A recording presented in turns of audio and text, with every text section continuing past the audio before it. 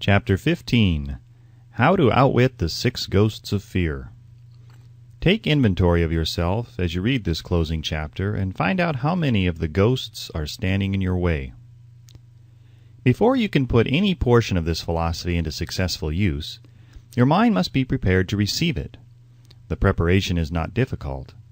It begins with study, analysis, and understanding of 3 enemies which you shall have to clear out. These are indecision, doubt, and fear. The 6th sense will never function while these 3 negatives or any of them remain in your mind. The members of this unholy trio are closely related. Where one is found, the other 2 are close at hand. Indecision is the seedling of fear. Remember this as you read. Indecision crystallizes into doubt. The 2 blend and become fear.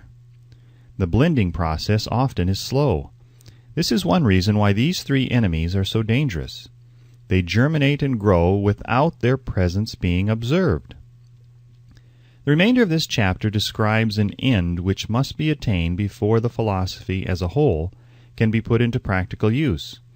It also analyzes a condition which has, but lately, reduced huge numbers of people to poverty, and it states a truth which must be understood by all who accumulate riches, whether measured in terms of money or a state of mind of far greater value than money. The purpose of this chapter is to turn the spotlight of attention upon the cause and the cure of the 6 basic fears. Before we can master an enemy, we must know its name, its habits, and its place of abode. As you read, analyze yourself carefully and determine which, if any, of the 6 common fears have attached themselves to you. Do not be deceived by the habits of these subtle enemies. Sometimes they remain hidden in the subconscious mind, where they are difficult to locate and still more difficult to eliminate. The 6 basic fears. There are 6 basic fears, with some combination of which every human suffers at one time or another. Most people are fortunate if they do not suffer from the entire 6. Named in the order of their most common appearance, they are the fear of poverty, the fear of criticism, the fear of ill health. These 3 are at the bottom of most of one's worries. The next 3 are the fear of loss of love of someone, the fear of old age, the fear of death. All other fears are of minor importance. They can be grouped under these 6 headings. The prevalence of these fears as a curse to the world runs in cycles. For almost 6 years, while the Depression was on, we floundered in the cycle of fear of poverty. During the World War, we were in the cycle of fear of death.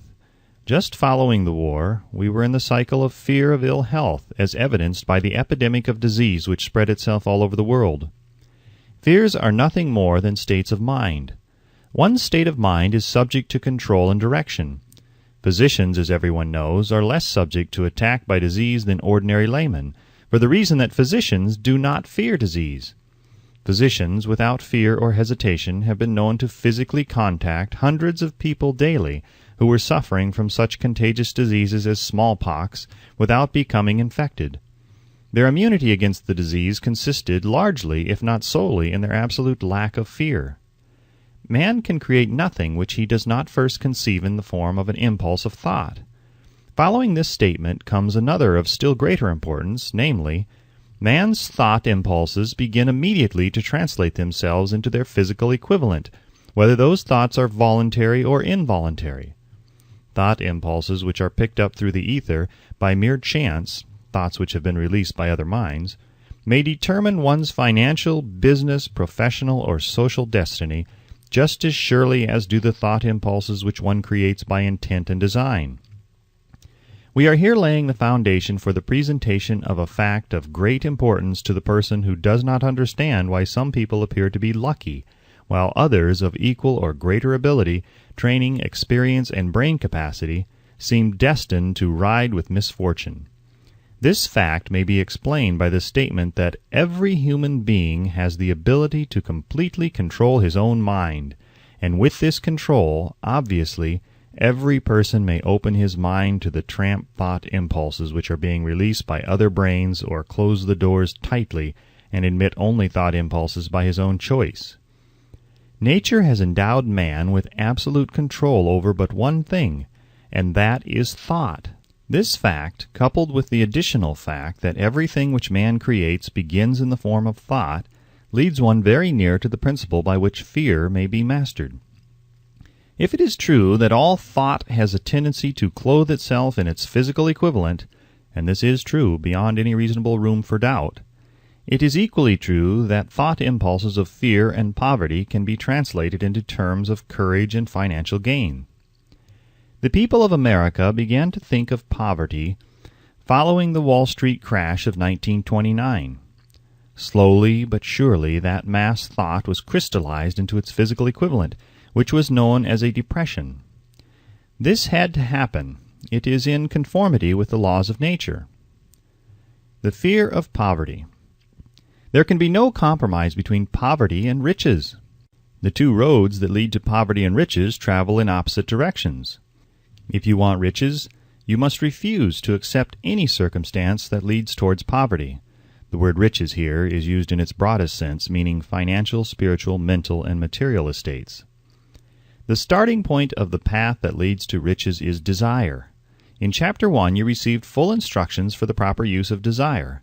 In this chapter, on fear, you have complete instructions for preparing your mind to make practical use of desire. Here, then, is the place to give yourself a challenge which will definitely determine how much of this philosophy you have absorbed. Here is the point at which you can turn prophet and foretell accurately what the future holds in store for you. If, after reading this chapter, you are willing to accept poverty, you may as well make up your mind to receive poverty. This is one decision you cannot avoid. If you demand riches, determine what form and how much will be required to satisfy you. You know the road that leads to riches. You have been given a road map which, if followed, will keep you on that road. If you neglect to make the start or stop before you arrive, no one will be to blame but you. This responsibility is yours. No alibi will save you from accepting the responsibility if you now fail or refuse to demand riches of life, because the acceptance calls for but one thing, incidentally, the only thing you can control, and that is a state of mind. A state of mind is something that one assumes. It cannot be purchased. It must be created. Fear of poverty is a state of mind, nothing else. But it is sufficient to destroy one's chances of achievement in any undertaking, a truth which became painfully evident during the Depression. This fear paralyzes the faculty of reason, destroys the faculty of imagination, kills off self-reliance, undermines enthusiasm, discourages initiative, leads to uncertainty of purpose, encourages procrastination, wipes out enthusiasm, and makes self-control an impossibility. It takes the charm from one's personality, destroys the possibility of accurate thinking, diverts concentration of effort, it masters persistence, turns the willpower into nothingness, destroys ambition, beclouds the memory, and invites failure in every conceivable form. It kills love and assassinates the finer emotions of the heart, discourages friendship and invites disaster in 100 forms, leads to sleeplessness, misery, and unhappiness. And all of this despite the obvious truth that we live in a world of overabundance of everything the heart could desire, with nothing standing between us and our desires excepting lack of a definite purpose. The fear of poverty is, without doubt, the most destructive of the 6 basic fears. It has been placed at the head of the list because it is the most difficult to master.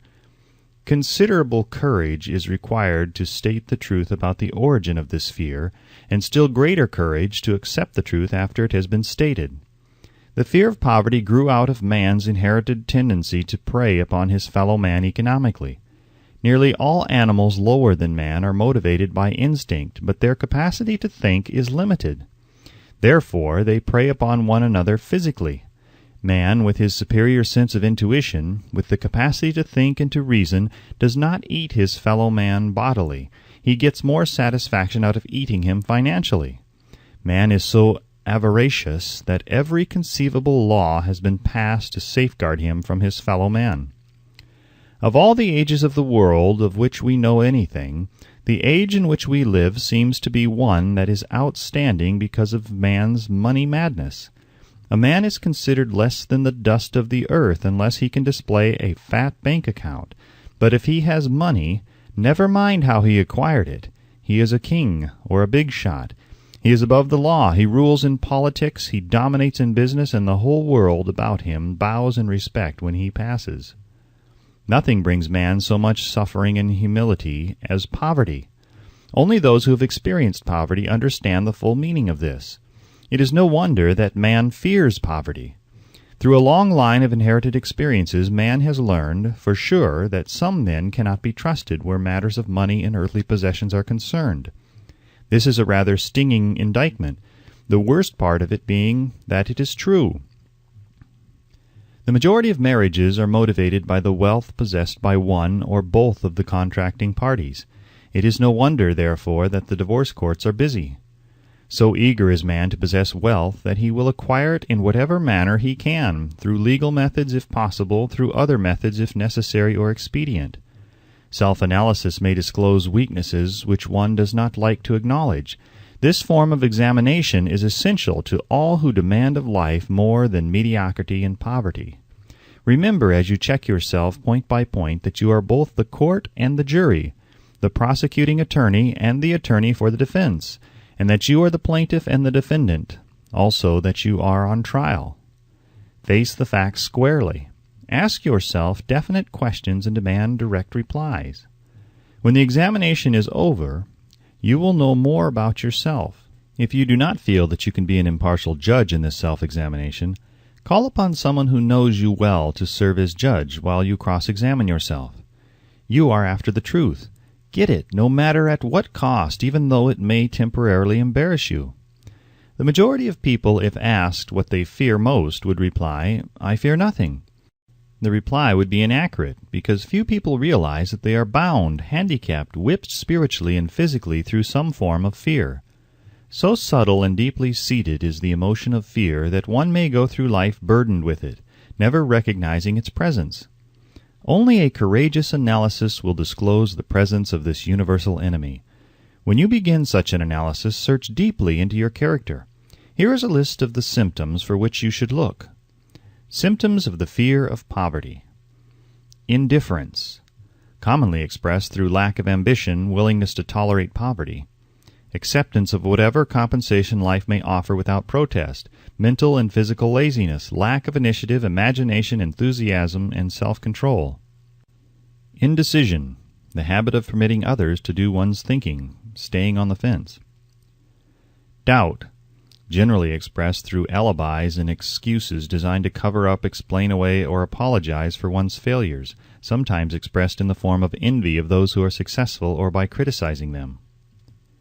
Worry, usually expressed by finding fault with others, a tendency to spend beyond one's income, neglect of personal appearance, scowling and frowning, intemperance in the use of alcoholic drink, sometimes through the use of narcotics, nervousness, lack of poise, self-consciousness, and lack of self-reliance. Overcaution, the habit of looking for the negative side of every circumstance, thinking and talking of possible failure instead of concentrating upon the means of succeeding, knowing all the roads to disaster but never searching for the plans to avoid failure, waiting for the right time to begin putting ideas and plans into action, until the waiting becomes a permanent habit, remembering those who have failed and forgetting those who have succeeded, seeing the hole in the donut but overlooking the donut, pessimism leading to indigestion, poor elimination, auto-intoxication, bad breath, and bad disposition. Procrastination, the habit of putting off until tomorrow that which should have been done last year, spending enough time in creating alibis and excuses to have done the job. This symptom is closely related to overcaution, doubt, and worry, refusal to accept responsibility when it can be avoided, willingness to compromise rather than put up a stiff fight, compromising with difficulties instead of harnessing and using them as stepping stones to advancement, bargaining with life for a penny instead of demanding prosperity, opulence, riches, contentment, and happiness, planning what to do if and when overtaken by failure instead of burning all bridges and making retreat impossible, weakness of and often total lack of self-confidence, definiteness of purpose, self-control, initiative, enthusiasm, ambition, thrift, and sound reasoning ability, expecting poverty instead of demanding riches, association with those who accept poverty instead of seeking the company of those who demand and receive riches. Money talks. Some will ask, Why did you write a book about money? Why measure riches in dollars alone? Some will believe, and rightly so, that there are other forms of riches more desirable than money. Yes, there are riches which cannot be measured in terms of dollars, but there are millions of people who will say, "Give me all the money I need and I will find everything else I want." The major reason why I wrote this book on how to get money is the fact that the world has but lately passed through an experience that left millions of men and women paralyzed with the fear of poverty. What this sort of fear does to one was well described by Westbrook Pegler in the New York World Telegram as follows. Money is only clamshells or metal discs or scraps of paper, and there are treasures of the heart and soul which money cannot buy. But most people, being broke, are unable to keep this in mind and sustain their spirits. When a man is down and out and on the street, unable to get any job at all, something happens to his spirit which can be observed in the droop of his shoulders, the set of his hat, his walk, and his gaze. He cannot escape a feeling of inferiority among people with regular employment, even though he knows they are definitely not his equals in character, intelligence, or ability. These people, even his friends, feel, on the other hand, a sense of superiority and regard him, perhaps unconsciously, as a casualty. He may borrow for a time, but not enough to carry on in his accustomed way, and he cannot continue to borrow very long. But borrowing in itself, when a man is borrowing merely to live, is a depressing experience, and the money lacks the power of earned money to revive his spirits. Of course, none of this applies to bums or habitual ne'er-do-wells, but only to men of normal ambitions and self-respect. Women conceal despair. Women in the same predicament must be different. We somehow do not think of women at all in considering the down-and-outers. They are scarce in the bread lines, they rarely are seen begging on the streets, and they are not recognizable in crowds by the same plain signs which identify busted men. Of course, I do not mean the shuffling hags of the city streets or the opposite number of the confirmed male bums. I mean reasonably young, decent, and intelligent women. There must be many of them, but their despair is not apparent. When a man is down and out, he has time on his hands for brooding. He may travel miles to see a man about a job and discover that the job is filled, or that it is one of those jobs with no base pay but only a commission on the sale of some useless knick-knack which nobody would buy except out of pity. Turning that down, he finds himself back on the street with nowhere to go but just anywhere. So he walks and walks. He gazes into store windows at luxuries which are not for him, and feels inferior and gives way to people who stop to look with an active interest. He wanders into the railroad station or puts himself down in the library to ease his legs and soak up a little heat, but that isn't looking for a job, so he gets going again. He may not know it, but his aimlessness would give him away, even if the very lines of his figure did not. He may be well dressed in the clothes left over from the days when he had a steady job, but the clothes cannot disguise the droop. Money makes difference. He sees thousands of other people, bookkeepers or clerks or chemists or wagon hands, busy at their work, and envies them from the bottom of his soul. They have their independence, their self-respect and manhood, and he simply cannot convince himself that he is a good man too, though he argue it out and arrive at a favorable verdict hour after hour. It is just money which makes this difference in him. With a little money he would be himself again. Some employers take the most shocking advantage of people who are down and out. The agencies hang out little colored cards offering miserable wages to busted men. $12 a week, $15 a week, an $18 a week job is a plum, and anyone with a $25 a week to offer does not hang the job in front of an agency on a colored card. I have a want ad clipped from the local newspaper demanding a clerk, a good clean penman, to take telephone orders for a sandwich shop from 11 a.m. to 2 p.m. for $8 a month. Not $8 a week, but $8 a month. The ad says also, state religion. Can you imagine the brutal effrontery of anyone who demands a good clean penman for 11 cents an hour, inquiring into the victim's religion? But that is what busted people are offered. The fear of criticism. Just how man originally came by this fear no one can state definitely, but one thing is certain. He has it in a highly developed form. Some believe that this fear made its appearance about the time that politics became a profession. Others believe it can be traced to the age when women first began to concern themselves with styles in wearing apparel.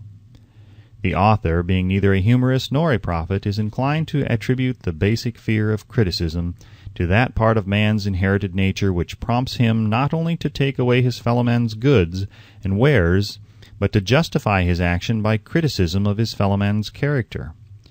It is a well-known fact that a thief will criticize the man from whom he steals, that politicians seek office not by displaying their own virtues and qualifications, but by attempting to besmirch their opponents. The fear of criticism takes on many forms, the majority of which are petty and trivial. Men obviously fear criticism, but it must not be supposed that women are free from this fear. If any woman claims to be superior to man with reference to this fear, ask her to walk down the street wearing a hat of the vintage of 1890. The astute manufacturers of clothing have not been slow to capitalize this basic fear of criticism, with which all mankind has been cursed. Every season the styles in many articles of wearing apparel change. Who establishes the styles? Certainly not the purchaser of clothing, but the manufacturer. Why does he change styles so often? The answer is obvious. He changes the styles so he can sell more clothes. For the same reason, the manufacturers of automobiles, with a few rare and very sensible exceptions, change styles of models every season.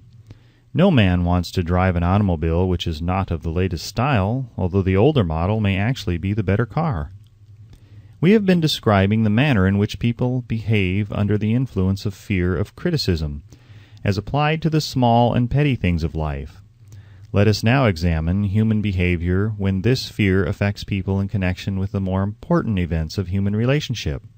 Take, for example, practically any person who has reached the age of mental maturity, from 35 to 40 years of age as a general average, and if you could read the secret thoughts of his mind, you would find a very decided disbelief in most of the fables taught by the majority of the dogmatists and theologians of a few decades back. Not often, however, you will find a person who has the courage to openly state his belief on this subject. Most people will, if pressed far enough, tell a lie rather than admit that they do not believe the stories associated with that form of religion which held people in bondage prior to the age of scientific discovery and education. Why does the average person, even in this day of enlightenment, shy away from denying his belief in the fables which were the basis of most of the religions a few decades ago? The answer is because of the fear of criticism. Men and women have been burned at the stake for daring to express disbelief in ghosts.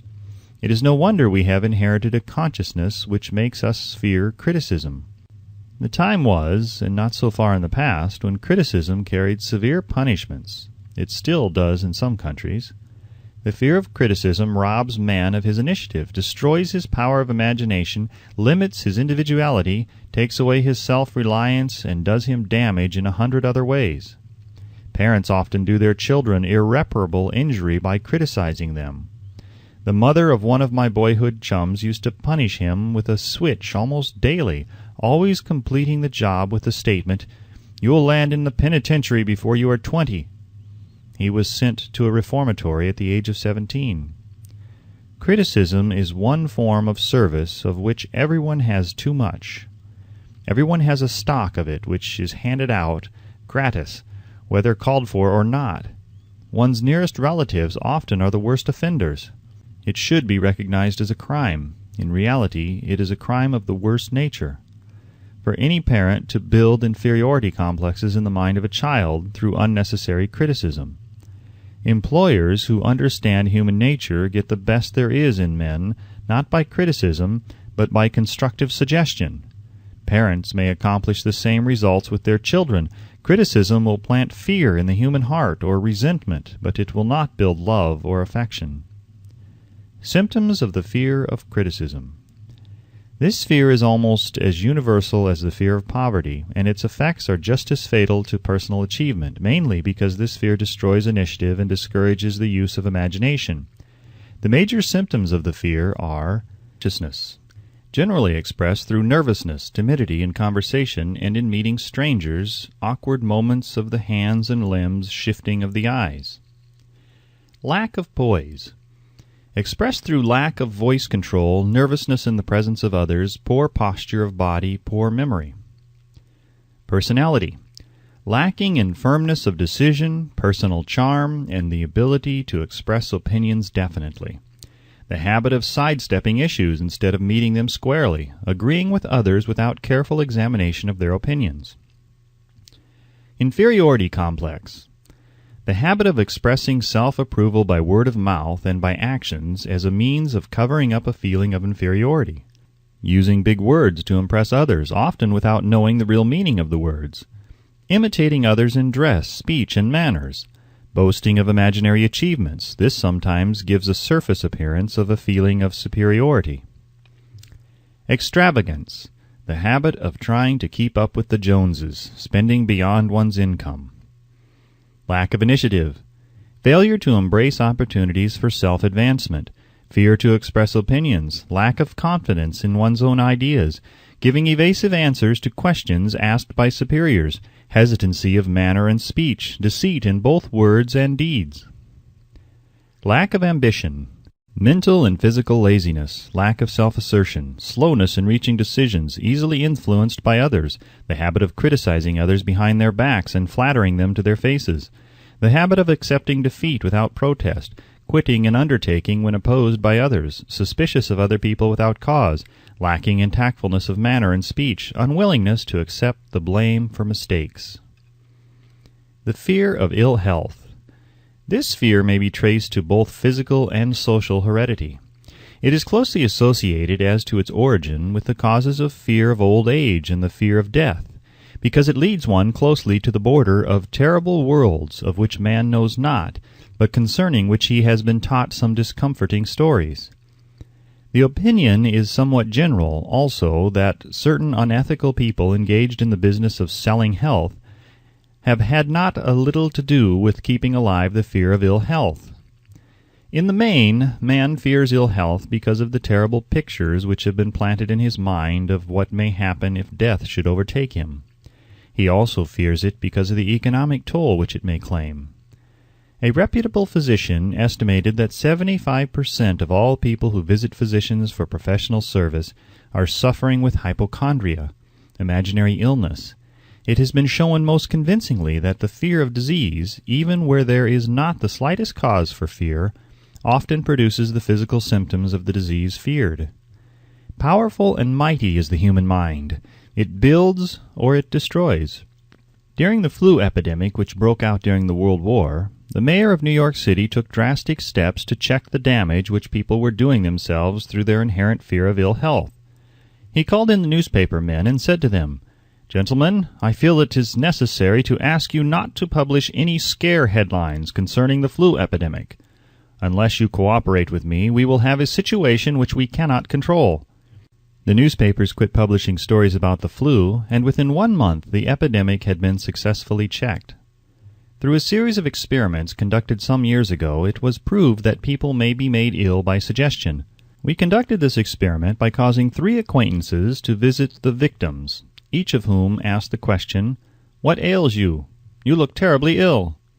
The first questioner usually provoked a grin and a nonchalant, "Oh, nothing, I'm all right," from the victim.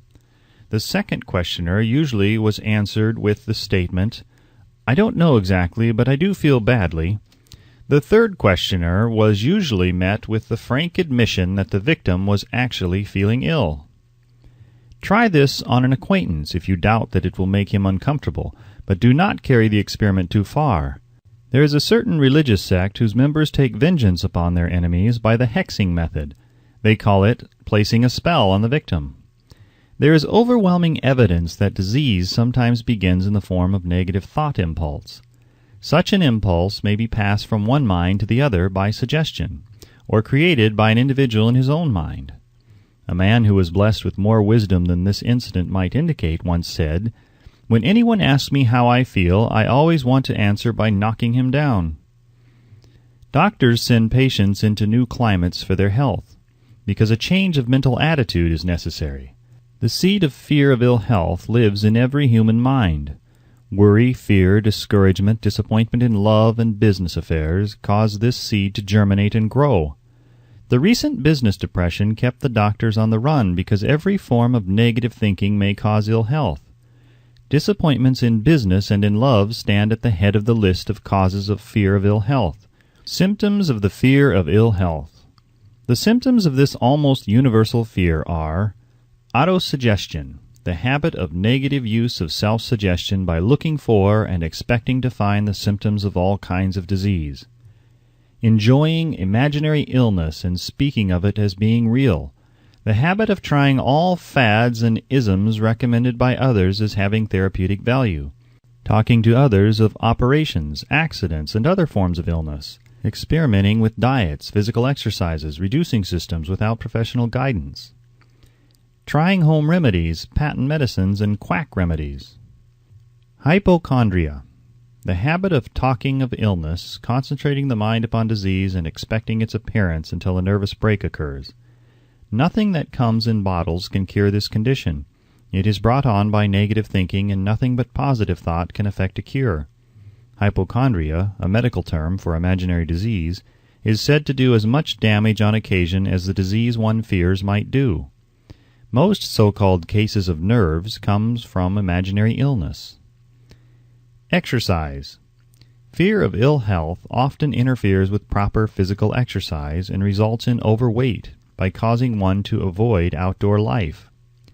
Susceptibility.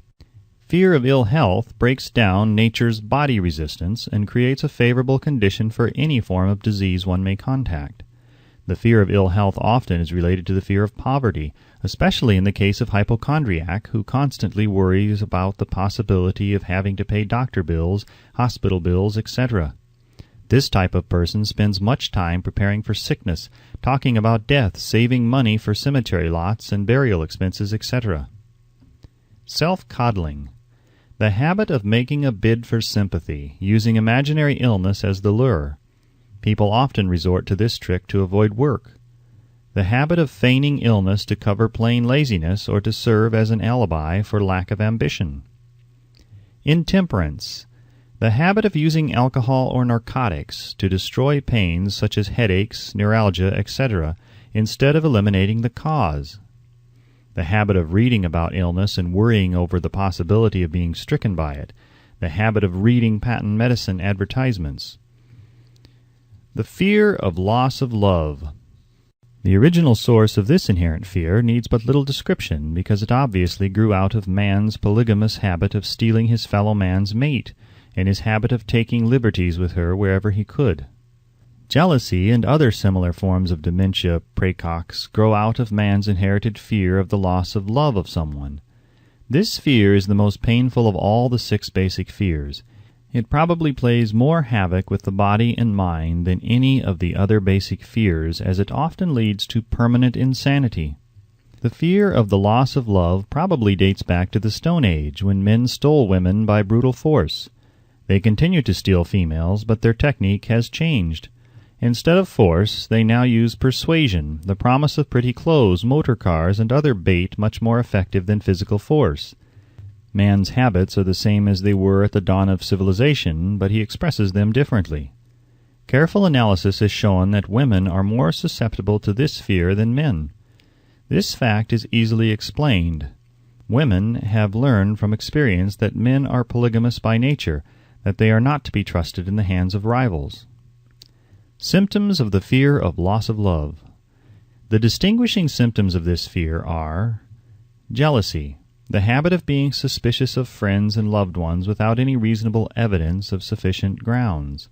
Jealousy is a form of dementia praecox, which sometimes becomes violent without the slightest cause. The habit of accusing wife or husband of infidelity without grounds, general suspicion of everyone, absolute faith in no one. Fault-finding, the habit of finding fault with friends, relatives, business associates, and loved ones upon the slightest provocation or without any cause whatsoever. Gambling, the habit of gambling, stealing, cheating, and otherwise taking hazardous chances to provide money for loved ones, with the belief that love can be bought. The habit of spending beyond one's means or incurring debts to provide gifts for loved ones with the object of making a favorable showing. insomnia, nervousness, lack of persistence, weakness of will, lack of self-control, lack of self-reliance, bad temper. The fear of old age. In the main, this fear grows out of two sources. First, the thought that old age may bring with it poverty. Secondly, and by far the most common source of origin, from false and cruel teachings of the past which have been too well mixed with fire and brimstone and other bogies cunningly designed to enslave men through fear. In the basic fear of old age, man has two very sound reasons for his apprehension, one growing out of his distrust of his fellow man, who may seize whatever worldly goods he may possess, and the other arising from the terrible pictures of the world beyond, which were planted in his mind through social heredity before he came into full possession of his mind. The possibility of ill health, which is more common as people grow older, is also a contributing cause of this common fear of old age. Eroticism also enters into the cause of the fear of old age, as no man cherishes the thought of diminishing sex attraction. The most common cause of fear of old age is associated with the possibility of poverty. Poorhouse is not a pretty word. It throws a chill into the mind of every person who faces the possibility of having to spend his declining years on a poor farm. Another contributing cause of the fear of old age is the possibility of loss of freedom and independence, as old age may bring with it the loss of both physical and economic freedom. Symptoms of the fear of old age. The most common symptoms of this fear are the tendency to slow down and develop an inferiority complex at the age of mental maturity, around the age of 40, falsely believing one's self to be slipping because of age. The truth is that man's most useful years, mentally and spiritually, are those between 40 and 60. The habit of speaking apologetically of oneself as being old merely because one has reached the age of 40 or 50, instead of reversing the rule and expressing gratitude for having reached the age of wisdom and understanding.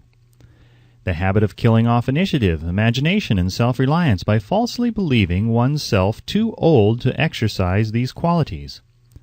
The habit of the man or woman of 40 dressing with the aim of trying to appear in much younger and affecting mannerisms of youth, thereby inspiring ridicule by both friends and strangers.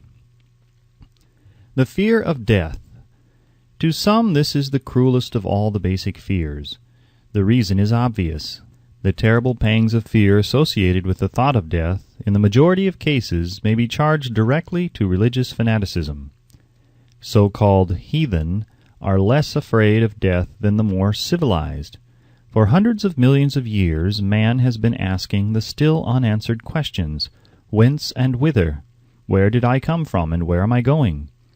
During the darker ages of the past, the more cunning and crafty were not slow to offer the answer to these questions for a price. Witness now the major source of origin of the fear of death. Come into my tent, embrace my faith, accept my dogmas, and I will give you a ticket that will admit you straightway into heaven when you die, cries a leader of sectarianism. Remain out of my tent, says the same leader, and may the devil take you and burn you throughout eternity. Eternity is a long time. Fire is a terrible thing. The thought of eternal punishment with fire not only causes man to fear death, it often causes him to lose his reason. It destroys interest in life and makes happiness impossible. During my research, I reviewed a book entitled A Catalogue of the Gods, in which were listed the 30,000 gods which man has worshipped. Think of it! 30,000 of them, represented by everything from a crawfish to a man. It is little wonder that men have become frightened at the approach of death. While the religious leader may not be able to provide safe conduct into heaven, nor by lack of such provision allow the unfortunate to descend into hell, the possibility of the latter seems so terrible that the very thought of it lays hold of the imagination in such a realistic way that it paralyzes reason and sets up the fear of death. In truth, no man knows, and no man has ever known what heaven or hell is like, nor does any man know if either place actually exists. This lack of positive knowledge opens the door of the human mind to the charlatan, so he may enter and control that mind with his stock of legerdemain and various brands of pious fraud and trickery. The fear of death is not as common now as it was during the age when there were no great colleges and universities. Men of science have turned the spotlight of truth upon the world, and this truth is rapidly freeing men and women from this terrible fear of death. The young men and young women who attend the colleges and universities are not easily impressed by fire and brimstone. Through the aid of biology, astronomy, geology, and other related sciences, the fear of the Dark Ages, which gripped the minds of men and destroyed their reason, has been dispelled. Insane asylums are filled with men and women who have gone mad because of the fear of death. This fear is useless. Death will come, no matter what anyone may think about it. Accept it as a necessity and pass the thought out of your mind. It must be a necessity, or it would not come to at all. Perhaps it is not as bad as it has been pictured. The entire world is made up of only two things, energy and matter. In elementary physics we learn that neither matter nor energy, the only two realities known to man, can be created nor destroyed. Both matter and energy can be transformed, but neither can be destroyed. Life is energy, if it is anything. If neither energy nor matter can be destroyed, of course life cannot be destroyed. Life, like other forms of energy, may be passed through various processes of transition or change, but it cannot be destroyed. Death is mere transition. If death is not mere change or transition, then nothing comes after death except a long, eternal, peaceful sleep, and sleep is nothing to be feared. Thus you may wipe out forever the fear of death. Symptoms of the fear of death. The general symptoms of this fear are the habit of thinking about dying instead of making the most of life, due generally to lack of purpose or lack of a suitable occupation. This fear is more prevalent among the aged, but sometimes the more youthful are victims of it. The greatest of all remedies for the fear of death is a burning desire for achievement, backed by useful service to others. A busy person seldom has time to think about dying. He finds life too thrilling to worry about death.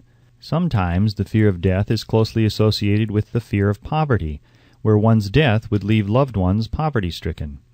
In other cases, the fear of death is caused by illness and the consequent breaking down of physical body resistance. The commonest causes of the fear of death are ill health, poverty, lack of appropriate occupation, disappointment over love, insanity, and religious fanaticism. Old man worry. Worry is a state of mind based upon fear. It works slowly but persistently. It is insidious and subtle. Step by step it digs itself in until it paralyzes one's reasoning faculty, destroys self-confidence and initiative. Worry is a form of sustained fear caused by indecision, and therefore it is a state of mind which can be controlled. An unsettled mind is helpless. Indecision makes an unsettled mind. Most individuals lack the willpower to reach decisions promptly and to stand by them after they have been made, even during normal business conditions. During periods of economic unrest, such as the world recently experienced, the individual is handicapped, not alone by his inherent nature to be slow at reaching decisions, but he is influenced by the indecision of others around him who have created a state of mass indecision. During the Depression, the whole atmosphere all over the world was filled with pharynxa and worryitis, the two mental disease germs which began to spread themselves after the Wall Street frenzy in 1929. There is only one known antidote for these germs. It is the habit of prompt and firm decision. Moreover, it is an antidote which every individual must apply for himself. We do not worry over conditions once we have reached a decision to follow a definite line of action. I once interviewed a man who was to be electrocuted 2 hours later. The condemned man was the calmest of some 8 men who were in the death cell with him. His calmness prompted me to ask him how it felt to know that he was going into eternity in a short while.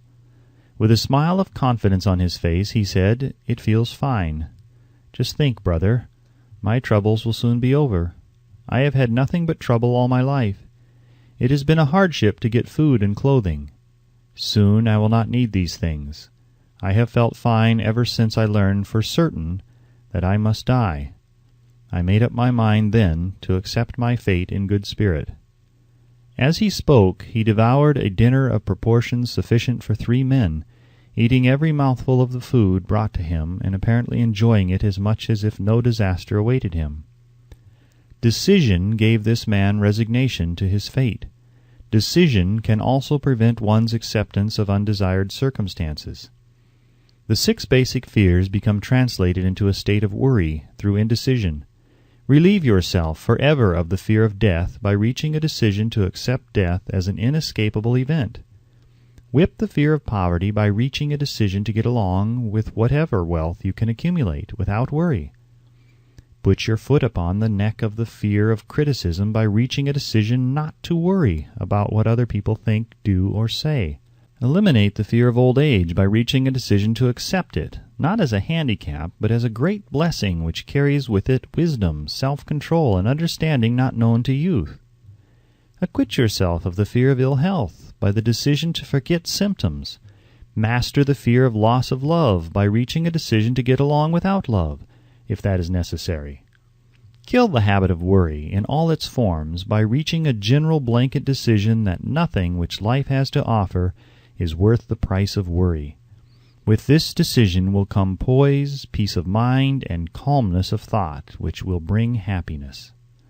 A man whose mind is filled with fear not only destroys his own chances of intelligent action, but he transmits these destructive vibrations to the minds of all who come into contact with him, and destroys also their chances.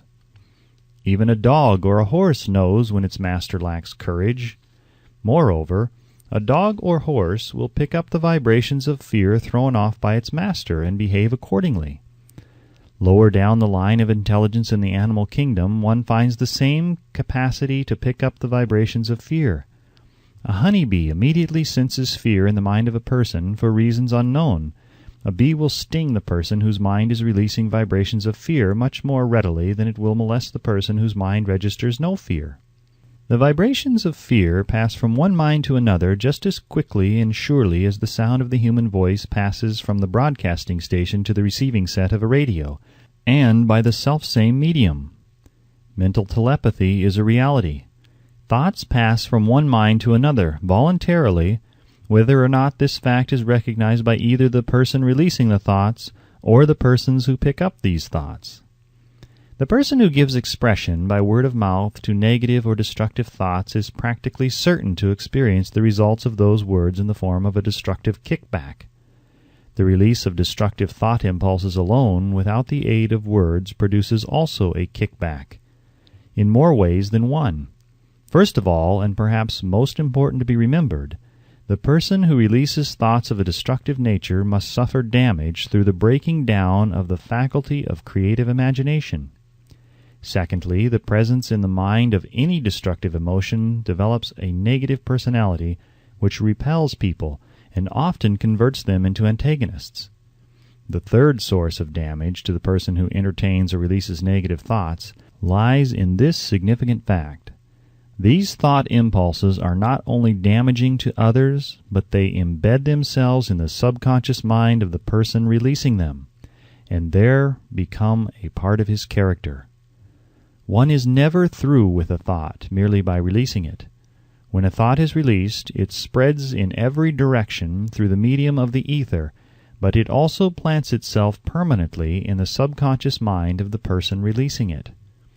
Your business in life is, presumably, to achieve success.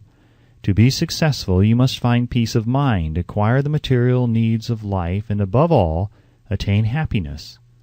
All of these evidences of success begin in the form of thought impulses. You may control your own mind. You have the power to feed it whatever thought impulses you choose. With this privilege also goes the responsibility of using it constructively. You are the master of your own earthly destiny just as surely as you have the power to control your own thoughts. You may influence, direct, and eventually control your own environment, making your life what you want it to be. Or you may neglect to exercise the privilege which is yours, to make your life to order, thus casting yourself upon the broad sea of circumstance, where you will be tossed hither and yon like a chip on the waves of the ocean. The Devil's Workshop, the 7th basic evil. In addition to the 6 basic fears, there is another evil by which people suffer. It constitutes a rich soil in which the seeds of failure grow abundantly. It is so subtle that its presence often is not detected. This affliction cannot properly be classed as a fear. It is more deeply seated and more often fatal than all of the 6 fears. For want of a better name, let us call this evil susceptibility to negative influences. Men who accumulate great riches always protect themselves against this evil. The poverty-stricken never do. Those who succeed in any calling must prepare their minds to resist the evil. If you are reading this philosophy for the purpose of accumulating riches, you should examine yourself very carefully to determine whether you are susceptible to negative influences. If you neglect this self-analysis, you will forfeit your right to attain the object of your desires. Make the analysis searching. After you read the questions prepared for this self-analysis, hold yourself to a strict accounting in your answers. Go at the task as carefully as you would search for any other enemy you knew to be awaiting you in ambush, and deal with your own faults as you would with a more tangible enemy. You can easily protect yourself against highway robbers because the law provides organized cooperation for your benefit. But the 7th basic evil is more difficult to master because it strikes when you are not aware of its presence, when you are asleep and while you are awake. Moreover, its weapon is intangible because it consists of merely a state of mind. This evil is also dangerous because it strikes in as many different forms as there are human experiences. Sometimes it enters the mind through the well-meant words of one's own relatives. At other times it bores from within through one's own mental attitude. Always it is as deadly as poison, even though it may not kill as quickly. How to protect yourself against negative influences. To protect yourself against negative influences, whether of your own making or the result of the activities of negative people around you, recognize that you have a willpower and put it to constant use until it builds a wall of immunity against negative influences in your own mind. Recognize the fact that you and every other human being are by nature lazy, indifferent, and susceptible to all suggestions which harmonize with your weaknesses. Recognize that you are by nature susceptible to all the 6 basic fears, and set up habits for the purpose of counteracting all these fears. Recognize that negative influences often work on you through your subconscious mind. Therefore, they are difficult to detect, and keep your mind closed against all people who depress or discourage you in any way. Clean out your medicine chest. Throw away all pill bottles that have not been prescribed by doctors, and stop pandering to colds, aches, pains, and imaginary illness. Deliberately seek the company of people who influence you to think and act for yourself. Do not expect troubles, as they have a tendency not to disappoint. Without doubt, the most common weakness of all human beings is the habit of leaving their minds open to the negative influence of other people. This weakness is all the more damaging because most people do not recognize that they are cursed by it, and many who acknowledge it neglect or refuse to correct the evil until it becomes an uncontrollable part of their daily habits. To aid those who wish to see themselves as they really are, the following list of questions has been prepared. Read the questions and state your answers aloud, so you can hear your own voice. This will make it easier for you to be truthful with yourself. Self-analysis test questions. Do you complain often of feeling bad, and if so, what is the cause? Do you find fault with other people at the slightest provocation? Do you frequently make mistakes in your work, and if so, why? Are you sarcastic and offensive in your conversation? Do you deliberately avoid the association of anyone, and if so, why? Do you suffer frequently with indigestion? If so, what is the cause? Does life seem futile and the future hopeless to you? If so, why? Do you like your occupation? If not, why? Do you often feel self-pity, and if so, why? Are you envious of those who excel you? To which do you devote most time, thinking of success or of failure? Are you gaining or losing self-confidence as you grow older? Do you learn something of value from all mistakes? Are you permitting some relative or acquaintance to worry you? If so, why? Are you sometimes in the clouds and at other times in the depths of despondency? Who has the most inspiring influence upon you? What is the cause? Do you tolerate negative or discouraging influences which you can avoid? Are you careless of your personal appearance? If so, when and why? Have you learned how to drown your troubles by being too busy to be annoyed by them? Would you call yourself a spineless weakling if you permitted others to do your thinking for you? Do you neglect internal bathing until auto-intoxication makes you ill-tempered and irritable? How many preventable disturbances annoy you, and why do you tolerate them? Do you resort to liquor, narcotics, or cigarettes to quiet your nerves? If so, why do you not try willpower instead? Does anyone nag you, and if so, for what reason? Do you have a definite major purpose, and if so, what is it, and what plan have you for achieving it? Do you suffer from any of the 6 basic fears? If so, which ones? Have you a method by which you can shield yourself against the negative influences of others? Do you make deliberate use of autosuggestion to make your mind positive? Which do you value most, your material possessions or your privilege of controlling your own thoughts? Are you easily influenced by others against your own judgment? Has today added anything of value to your stock of knowledge or state of mind? Do you face squarely the circumstances which make you unhappy or sidestep the responsibility? Do you analyze all mistakes and failures and try to profit by them, or do you take the attitude that this is not your duty? Can you name 3 of your most damaging weaknesses? What are you doing to correct them? Do you encourage other people to bring their worries to you for sympathy? Do you choose from your daily experiences lessons or influences which aid in your personal advancement? Does your presence have a negative influence on other people as a rule? What habits of other people annoy you most? Do you form your own opinions or permit yourself to be influenced by other people? Have you learned how to create a mental state of mind with which you can shield yourself against all discouraging influences? Does your occupation inspire you with faith and hope? Are you conscious of possessing spiritual forces of sufficient power to enable you to keep your mind free from all forms of fear? Does your religion help you to keep your own mind positive? Do you feel it is your duty to share other people's worries?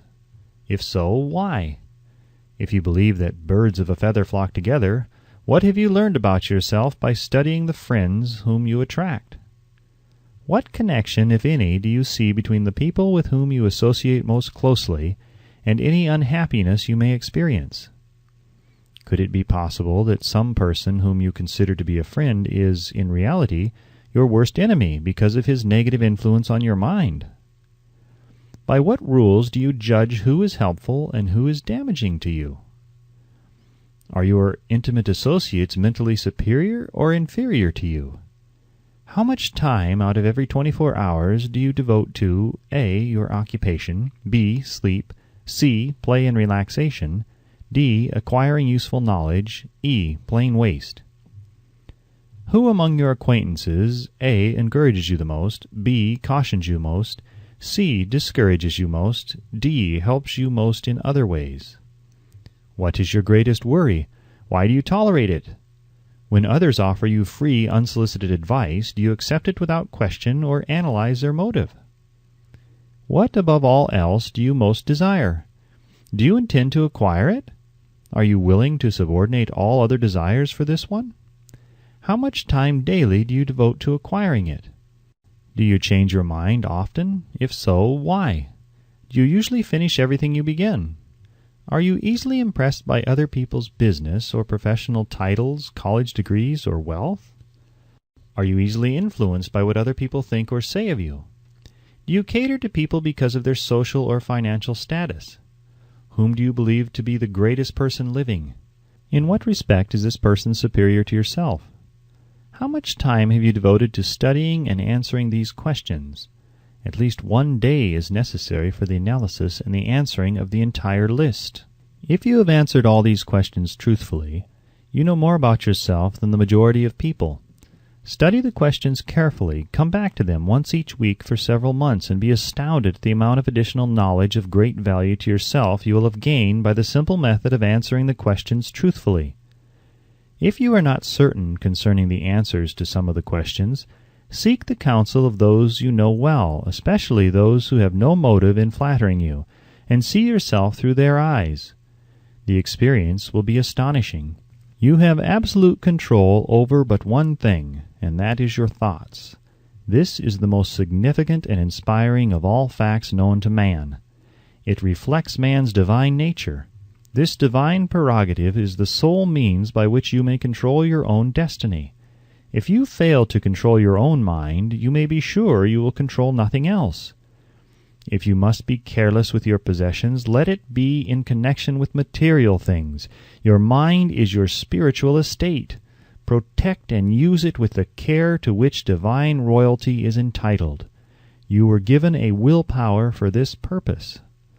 Unfortunately, there is no legal protection against those who, either by design or ignorance, poison the minds of others by negative suggestion.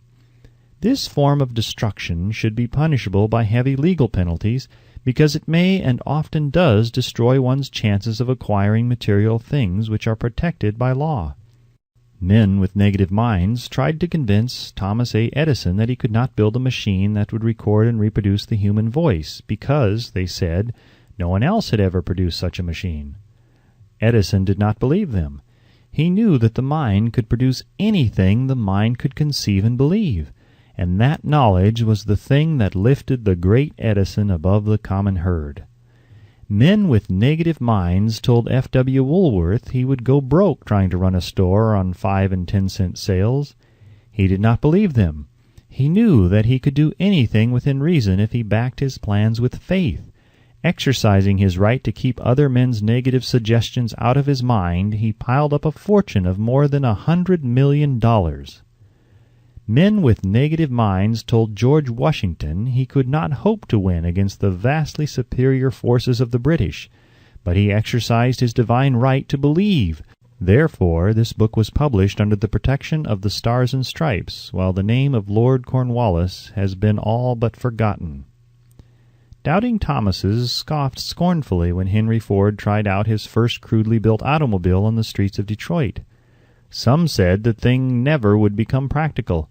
Others said no one would pay money for such a contraption.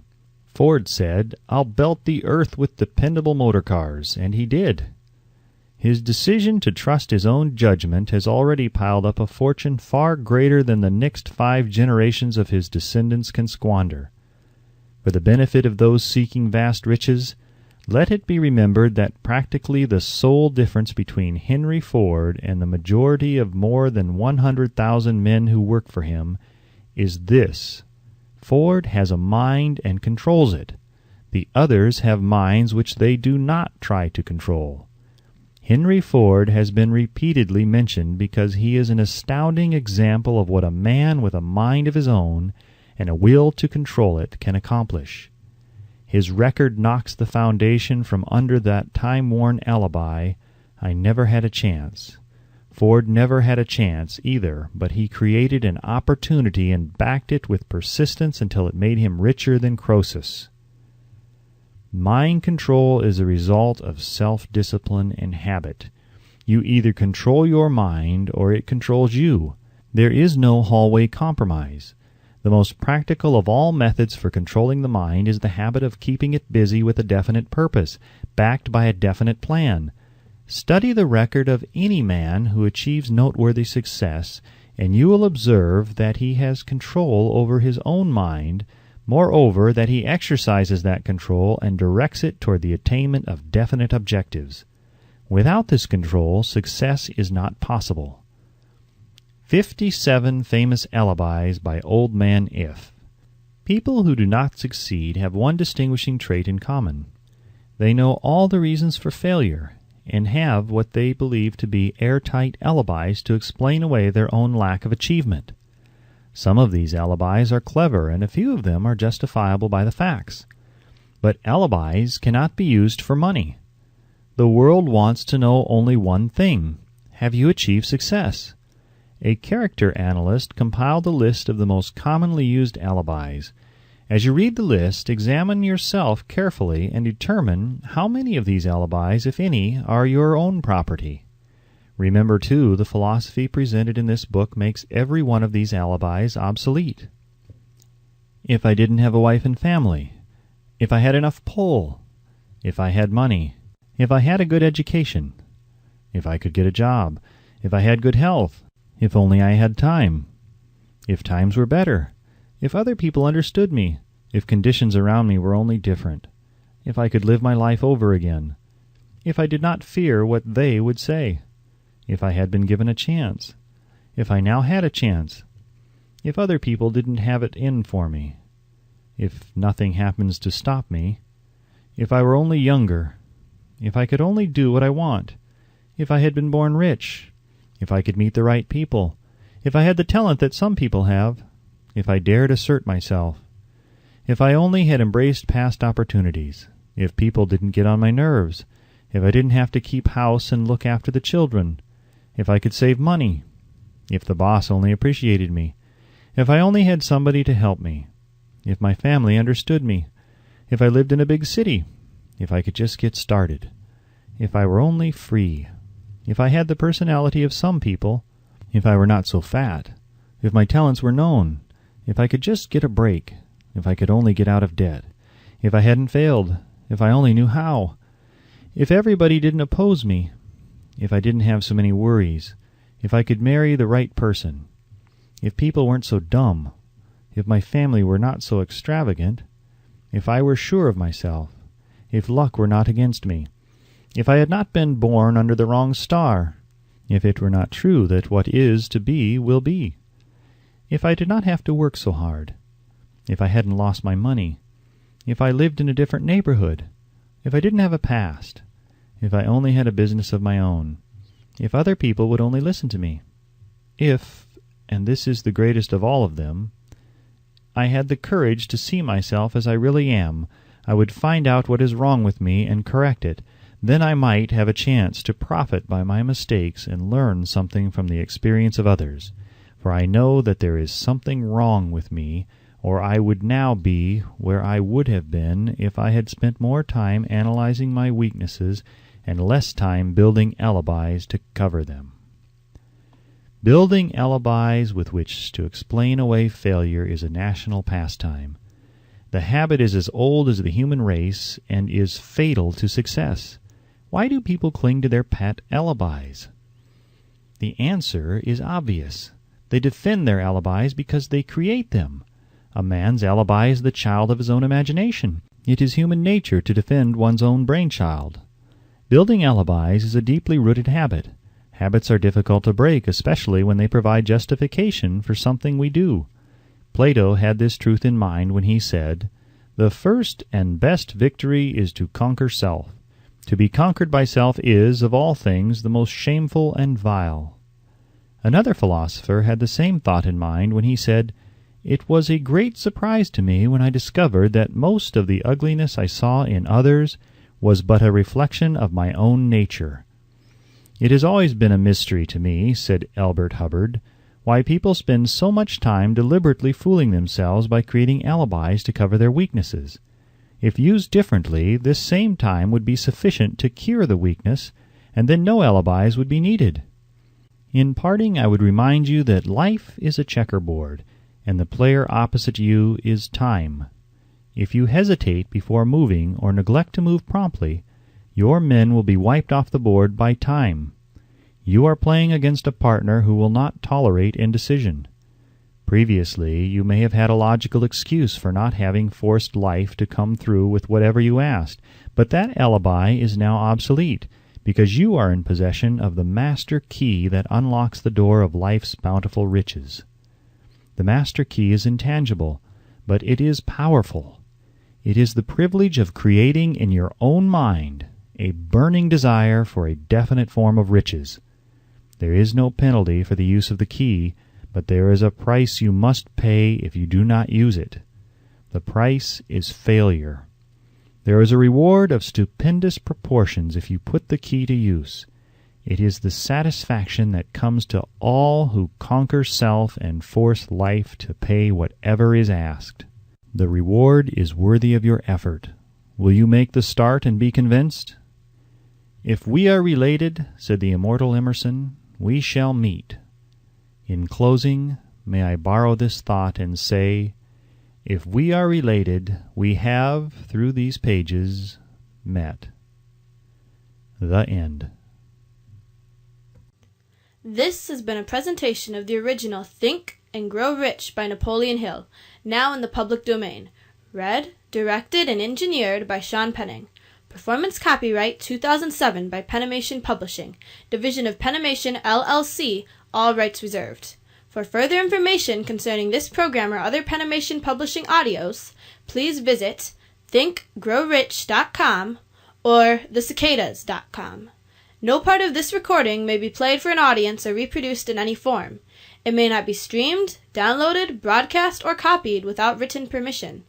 Address all inquiries to Penimation LLC, 200 South Harbor No. 3, Grand Haven, Michigan 49417, or to penimation@hotmail.com. Thank you for listening.